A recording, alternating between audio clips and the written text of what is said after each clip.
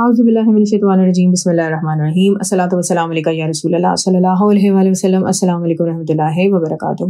پچھلی ویڈیو میں بیان کیا تھا کہ کس طرح مسلمان مہاجرین دونوں قیدی اور مال غنیمت کو لے کر حضور صلی اللہ علیہ وسلم کی خدمت میں حاضر ہوتے ہیں۔ جب وہ اپنی کامیابی کی یہ داستان رسول پاک صلی اللہ علیہ وسلم کو سناتے ہیں تو رسول پاک صلی اللہ علیہ وسلم ان سے ناراض ہوتے ہیں، فرماتے ہیں کہ میں نے تمہیں حرمت والے مہینے یعنی مقدس مہینے میں لڑنے کے لیے نہیں کہا تھا۔ رسول پاک صلی اللہ علیہ وسلم قیدی اور غنیمت کا سامان لینے سے انکار کر دیتے ہیں۔ وہ صحابی رضی اللہ عنہ جن کو رسول پاک صلی اللہ علیہ وسلم نے لیڈر بنایا تھا، وہ کہتے ہیں کہ ہم جسے اپنی کامیابی سمجھ رہے تھے وہ رسول پاک صلی اللہ علیہ وسلم کی ناراضگی کی وجہ بنا، اب ہماری جان پر بن آئی۔ دوسرے صحابہ رضی اللہ عنہ بھی ہم سے ناراض تھے، ہم سب لوگوں کے طعنے سن رہے تھے۔ دوسری طرف قریش مکہ نے اس بات پر ہنگامہ شروع کر دیا کہ رسول پاک صلی اللہ علیہ وسلم اور آپ صلی اللہ علیہ وسلم کے ماننے والوں نے مقدس مہینوں کی حرمت کو ختم کر دیا ہے، اب مسلمانوں سے مقدس مہینوں میں بھی کوئی نہیں بچ سکے گا۔ تب جبرائیل علیہ السلام رسول پاک صلی اللہ علیہ وسلم پر سورہ بقرہ کی آیت 217 کی وحی لے کر آتے ہیں، جس میں کچھ اس طرح سے فرمایا جاتا ہے، لوگ آپ صلی اللہ علیہ وسلم سے مقدس مہینوں میں لڑنے کے بارے میں حکم پوچھتے ہیں، آپ صلی اللہ علیہ وسلم کہہ دیں مقدس مہینوں میں لڑنا بہت بڑا گناہ ہے۔ دوسری طرف یہ بات بھی اہم ہے کہ اللہ کے راستے سے روکنا، اللہ پر ایمان نہ لانا، ایمان والوں کو مسجد حرام سے روکنا اور حرم کے رہنے والوں کو وہاں سے نکال دینا اللہ کے نزدیک اس سے بھی بڑا گناہ ہے۔ ایسا کرنا فتنہ پھیلانا ہے۔ فتنہ اور فساد تو قتل سے بھی زیادہ سنگین ہے۔ انکار کرنے والے ہمیشہ آپ سے لڑتے اور آپ پر ظلم کرتے رہیں گے، یہاں تک کہ اگر ان سے بن پڑے تو آپ کو آپ کے دین سے پھیر دیں۔ یہ بات بھی واضح ہے کہ آپ دین پر عمل کرنے والے نہ ہوتے تو انکار کرنے والے آپ سے کبھی نہ لڑتے۔ اے ایمان والوں، تم میں سے جو کوئی اپنے دین سے پھر گیا، انکار کرنے والا ہو کر مرا تو تمہارے تمام اعمال دنیا اور آخرت میں کسی کام نہیں آئیں گے، یہی لوگ دوزخی ہیں اور اس میں ہمیشہ رہیں گے۔ ان آیات کے نازل ہونے کے بعد رسول پاک صلی اللہ علیہ وسلم نے قیدیوں کو اور مال غنیمت کو قبول کر لیا، اور وہ صحابی رضی اللہ عنہ کہتے ہیں کہ یوں ہماری جان میں جان آئی۔ یہ پہلی غنیمت تھی کہ جس میں سے رسول پاک صلی اللہ علیہ وسلم نے خمس لیا، جو بعد میں فرض کر دیا گیا۔ سعد بن ابی وقاص اور عتبہ بن غزوان جو اپنا اونٹ ڈھونڈنے نکلے تھے وہ بھی مدینہ منورہ نہیں پہنچے تھے۔ قریش کے وفد نے مدینہ منورہ آ کر اپنے قیدیوں کی رہائی کے لیے جب بات چیت شروع کی تو رسول پاک صلی اللہ علیہ وسلم نے انہیں فرمایا، قیدیوں کی رہائی کی بات چیت ہمارے دو ساتھیوں سعد ابن ابی وقاص اور عتبہ بن غزوان کی مدینہ منورہ واپسی کے بعد ہی ہو سکتی ہے، لیکن اگر تم نے میرے ساتھیوں کو قتل کر دیا تو میں تمہارے ساتھیوں کو قتل کر دوں گا۔ سعد اور عتبہ دونوں 3 دن کے بعد مدینہ منورہ پہنچ جاتے ہیں۔ ان کی واپسی کے بعد رسول پاک صلی اللہ علیہ وسلم قریش کے قیدیوں کو 40 اوقیہ چاندی فی کس لے کر آزاد کر دیتے ہیں۔ قریش کے مرنے والے عمرو بن حضرمی کا خون بہا رسول پاک صلی اللہ علیہ وسلم اپنے پاس سے خود ادا کرتے ہیں۔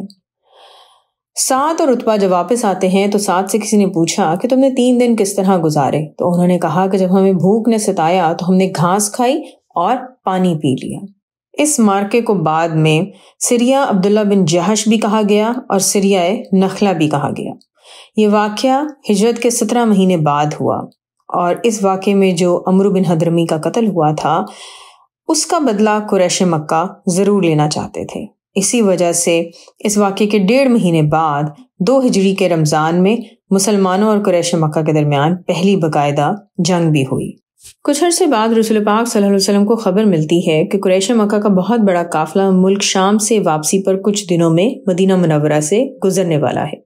یہ وہی قافلہ ہے جو ربیع الاول میں شام کے سفر پر جاتے ہوئے مدینہ منورہ کے پاس سے گزرا تھا۔ اس وقت یہ قافلہ مکہ سے سامان تجارت لے کر شام جا رہا تھا، اب یہ شام سے سامان تجارت خرید کر واپس آ رہا تھا۔ قریش نے ہجرت کے وقت مسلمانوں کے گھروں اور مالوں پر قبضہ کر لیا تھا۔ ابو سفیان کے اس قافلے میں مہاجروں سے چھینا گیا مال بھی شامل تھا۔ اس قافلے میں تقریباً 2000 اونٹ تھے۔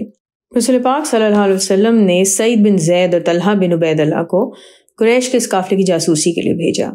یہ دونوں صحابہ رضی اللہ عنہ بنی جوہینہ کے سردار کے گھر ٹھہرے، جو کہ ایک اونچی جگہ پہ واقع تھا۔ یہاں سے ان دونوں نے قافلے کا غور سے جائزہ لیا اور اس کی اطلاع رسول پاک صلی اللہ علیہ وسلم کو پہنچا دی۔ اس وقت اس قافلے کی ٹوٹل مالیت 50,000 دینار کے برابر تھی، جسے ہم 265 کلو گرام سونا بھی کہہ سکتے ہیں، اور آج کے زمانے میں اگر اس کی مالیت دیکھی جائے تو تقریباً 2 ارب روپے بنتی ہے۔ اس قافلے کے ساتھ 40 گارڈز بھی موجود تھے۔ مکہ کے رہنے والوں میں سے شاید ہی کوئی گھر ایسا ہوگا جس کا سامان اس قافلے میں نہ ہو۔ ابو سفیان اس قافلے کی قیادت کر رہا تھا۔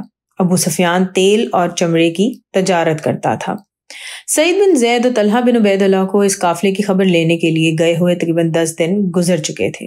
رسول پاک صلی اللہ علیہ وسلم نے اپنے ساتھیوں سے فرمایا، قریش کا تجارتی قافلہ آ رہا ہے، اس میں بڑی مقدار میں مال ہے، اسے روکنے کے لیے نکلو، شاید اللہ کریم تمہیں اس سے مال غنیمت عطا فرما دے۔ جب سے قریش مکہ نے مدینہ منورہ میں مقیم مہاجر مسلمانوں تک ضرورت زندگی کے سامان کو آنے سے روک دیا تھا تو رسول پاک صلی اللہ علیہ وسلم نے ان کو پیغام پہنچا دیا تھا کہ اس جواب میں وہ مدینہ منورہ کی حدود سے گزرنے والا راستہ تجارت کے لیے استعمال نہیں کر سکتے۔ اگر وہ راستہ استعمال کریں گے تو پھر انہوں نے جو چیزوں کا آنا روکا ہے وہ انہیں ختم کرنا پڑے گا۔ لیکن قریش مکہ نے اس بات کو بہت سیریس نہیں لیا، تو رسول پاک صلی اللہ علیہ وسلم نے ان کے قافلہ تجارت کو روکنے کا فیصلہ کیا۔ رسول پاک صلی اللہ علیہ وسلم نے کچھ صحابہ کو ساتھ لیا اور اس تجارتی قافلے کا تعاقب کیا۔ اس مہم پر جاتے ہوئے رسول پاک صلی اللہ علیہ وسلم نے صرف ان لوگوں کو ساتھ لیا جن کی سواریاں مدینہ منورہ کے شہر میں موجود تھیں۔ جن لوگوں کی سواریاں چراگاہوں میں موجود تھیں رسول پاک صلی اللہ علیہ وسلم نے ان کا انتظار نہیں کیا۔ کچھ لوگ جن کی سواریاں بلائی مدینہ منورہ میں تھیں وہ رسول پاک صلی اللہ علیہ وسلم سے اپنی سواریاں لانے کی اجازت مانگ رہے تھے، لیکن رسول پاک صلی اللہ علیہ وسلم نے انہیں اجازت نہیں دی۔ آپ صلی اللہ علیہ وسلم نے عبداللہ ابن ام مکتوم کو مدینہ منورہ میں اپنا نائب مقرر کیا۔ اس کے بعد رسول پاک صلی اللہ علیہ وسلم نے سعد بن خثیمہ کو لشکر کے دائیں طرف کا امیر یعنی لیڈر مقرر کیا، اور مقداد بن اسود کو بائیں طرف کا لیڈر مقرر کیا، اور لشکر کے آخری حصے کا لیڈر قیس بن ابو ساسا کو مقرر کیا۔ یہ پہلی مہم ہے جس میں انصار مسلمان بھی شامل ہیں۔ رسول پاک صلی اللہ علیہ وسلم نے تمام ساتھیوں سے کہا کہ اپنے اونٹوں کی گردنوں میں بندھی ہوئی گھنٹیاں اتار دو۔ اب آپ دیکھیں کہ مدینہ منورہ میں رہنے والے یہودی اور کفار کیا چال چلتے ہیں۔ وہ فٹافٹ اپنا قاصد جو ہے ابو سفیان کی طرف بھیجتے ہیں اور اس کو بتاتے ہیں کہ مسلمان سامان تجارت لوٹنے کے لیے آ رہے ہیں۔ ابو سفیان کو جب یہ خبر ملتی ہے تو وہ فوراً اپنا ایک بندہ مکہ کی طرف بھیجتا ہے اور کہتا ہے کہ قافلے کی مدد کے لیے نکلو، اس سلسلے میں فال کے تیروں کے چکر میں نہ پڑ جانا، ایسا نہ ہو کہ تم فال کے تیروں کی وجہ سے قافلہ بچانے کے لیے نہ نکلو اور ہمیں نقصان اٹھانا پڑے۔ ابو سفیان نے جس بندے کے ہاتھ یہ پیغام بھیجا اس کو اس کام کی اجرت میں 20 مسکال سونا دیا، جو کہ اچھی خاصی بڑی رقم ہے اور آج کے زمانے میں تقریباً یہ 10 لاکھ کے قریب بنتی ہے۔ یہ بندہ مکہ بھیجنے کے بعد ابو سفیان نے اپنے تجربے سے فائدہ اٹھاتے ہوئے مسلمانوں سے بچنے کے لیے جو راستہ اپنانا تھا وہ چھوڑا اور اپنا قافلہ مغرب کی طرف موڑ کر ساحل کے ساتھ ساتھ چلنے لگا۔ کمال سمجھداری سے ابو سفیان نے اگلے 2 دن اور 2 راتیں مسلسل سفر کیا۔ اب اس کو یقین تھا کہ قافلہ مسلمانوں سے محفوظ ہو گیا ہے۔ انشاءاللہ باقی نیکسٹ ویڈیو میں الصلاۃ والسلام علیکہ یا رسول اللہ صلی اللہ علیہ وآلہ وسلم۔ السلام علیکم رحمۃ اللہ وبرکاتہ۔